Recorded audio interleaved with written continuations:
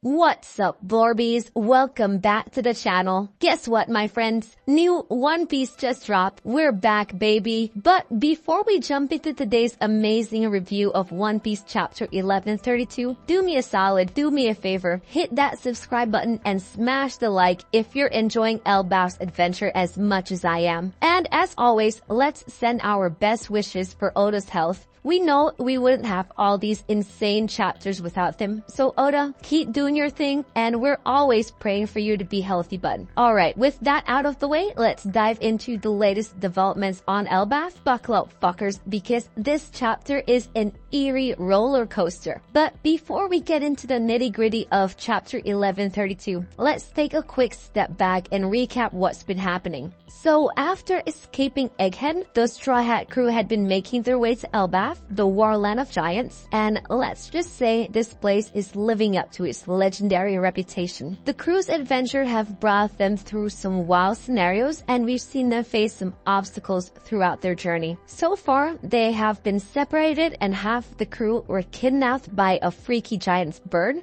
Dude, imagine being stolen by a giant crow while you just passed out unconscious after a big night of partying. So they escaped that freaky giant's creepy Lego block party, stole that man's giant cat to get out of there, and then exposed his creepy ass. We get to see Gerd and Goldberg coming to hunt down and beat this creep into the ground for abducting the Straw Hat crew. Plus, we got Luffy's chaotic journey in the underworld that left us with more questions than answers. All of this happened just before that unexpected 2-week break, and we got left with some major cliffhangers. So Luffy was on the verge of making some sort of deal with the Prince of the Underworld, and oh boy, we're just waiting to see what these two are gonna get themselves into. I think Loki and Luffy are about to unleash the chains of excitement on Elbaf. And we're on our way to something big. You can just feel it, guys. And now we're back, Blorbs. We've got 2 glorious weeks of One Piece lined up for us, but I did hear about a week break after chapter 1133, so we'll see how it goes. That's what we have to deal with as diehard One Piece fans. Sometimes I wish I wasn't so caught up, but at the same time, yes, because I want to keep digging deeper, being a part of this community, and sharing my thoughts through these videos with you guys. So alright though, chapter 1132, Adventure in Elbaf. We kicked off with the great Eric ship finally reaching Elbaf ports, and oh wait, who's that? It's Colin, the kid who was just chilling with Shanks all the way back in chapter 1076. He's back. He's shouting for the ship to stop at the pub. He's hoping that they stop for some drinks so he gets to hear some really cool stories, but Dory and Broggy, they're like, nah, we're heading straight up to the upper world. But that doesn't stop Colin from following them, eager to meet the legendary Luffy. And we get a cool flashback. We get reminded of when Shanks told Colin, don't forget the name Straw Hat Luffy. So in this moment, it really shows how far Luffy's growing legacy has come, as even the younger generation of Elbaf know who he is now. The kid is now an emperor of the seas. Now, things get a little bit more magical as the great Eric ship sails through a rainbow road. Yup, you guys heard me right. The giant ship is gliding over a rainbow, and it's not just any rainbow. They explain that the thing was painted by giants using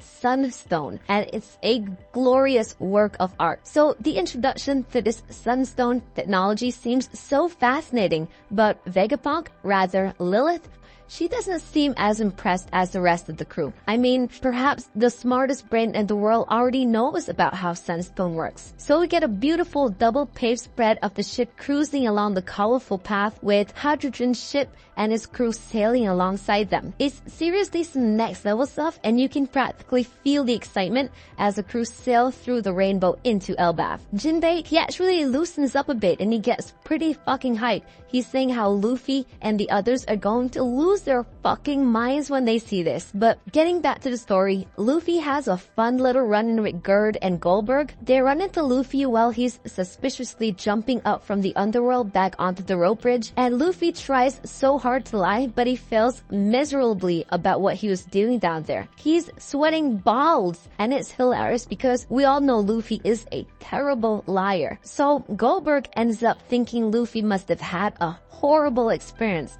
falling from the bridge trying to escape from road.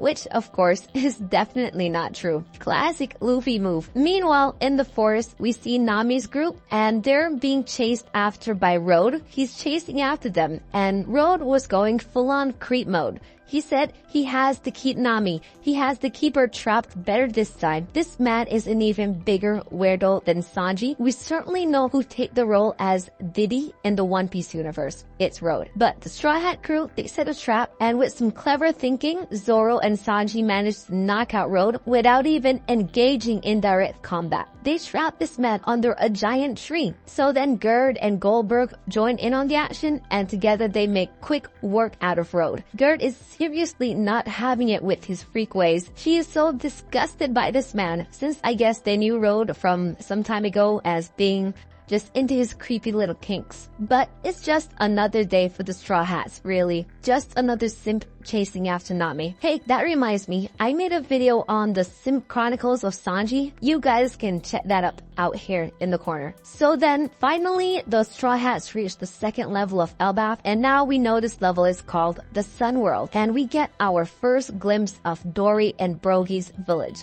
It's absolutely breathtaking. The village is built on these giant tree branches with islands and clouds floating nearby. Clouds holding civilized island have become almost a norm in One Piece after we got introduced to them all the way back in Skypiea. But this giant place resting on clouds and branches feels like something out of a dream. And Usopp is crying his eyes out with joy. This is the place he's dreamed about since the Little Garden arc all the way back in chapter 129. And it's finally coming through. The emotions are so real, bro. He's a brave warrior of the sea. Not anyone makes it to Elbaf. Alright, so Luffy, Usopp, and the rest of the crew are in awe of this giant village, and it's clear they're feeling the weight of the moment. Robin, Nami, Bonnie, and Lilith are smiling with joy, while Zoro, Frankie, Brook, and Jinbei are just amazed at the sheer sight of this giant world. Meanwhile, of course, Sanji, already fucking distracted, is getting all cozy next to Gerd. Honestly, it's just so hilarious. Like, what the heck is Sanji going to do with such a big, beautiful lady? Now, there's something special about this moment. Louis Arnott, the famous explorer from the Bragman book, narrates some deep reflections about Elbaf. He described how the sheer size of everything is just overwhelming. They're colossal, and it leaves you in awe. But then, he leaves us with an ominous warning, another banger cliffhanger. Oh boy, he ends with a warning. He says, do not prolong your stay in this land for too long. Do not prolong your stay in this land for too long. Don't stay for too long, guys. That's right. There's something lurking about Elbaf that makes even the most seasoned explorers warn against staying here for too long. Louis Arnott gives us that warning, and it definitely leaves you wondering what danger might be waiting for the crew. And speaking of mysteries, we see a silhouette of a person in the forest walking with a giant grizzly bear watching from the background. This figure with long hair and a Wanokonyu hat definitely has a connection to a wider One Piece world. So who do you guys think this could be? I guess only time will tell, but we have some theories so far. But this message sure does open up a lot about the lore of One Piece, and I'm so excited to hear what the community has to say about all of this. Are we becoming giants in Elbaf if we stay here too long? Is there so much space, so much land on top of this giant tree that it would take years to explore it all? Or does time move somewhat differently here on the Island of Giants? We're learning so many new secrets. Is it a matter of time before we see the government make their new attack? We have so much to get into. Now, as for what's to come next in One Piece, there is no break next week. That means we're going to keep getting a couple amazing chapters, but we might be in for a break after chapter 1133. But we might finally get some answers about the strange figure in the forest and what danger Elbaf holds. Will the Straw Hat crew stay too long, or will they find out exactly why Louis Arnott's warning is so important? Are we going to get more use of Sunstone? I mean, like, what else does this thing even do? How did they create Sunstone? I heard a theory which suggests Shanks has a bit of Sunstone, and that's how he's able to get around so fast. Like getting to the war on Marineford so fast. They said he had been miles away just a few days ago. Dude, to think Oda hinted at some super travel ability all the way back then. Since Shanks just happens to be cool with everybody, I guess the giants could have just chipped off a little pebble off their brick of Sunstone, gave it to Shanks. Crazy stuff coming up, guys, and I hope you're excited for all the new comings of this franchise. Well, I think that's about it for today, Blorbies. What do you guys think of chapter 1132? Was Elbaf everything you imagine? Who do you guys think that mysterious figure is? Drop your thoughts in the comments below. Do you guys have any cool theories that you'd like to share?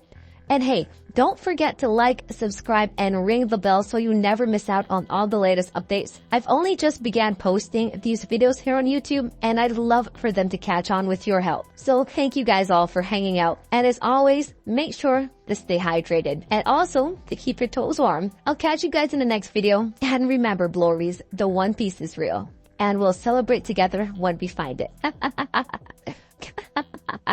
Let's go.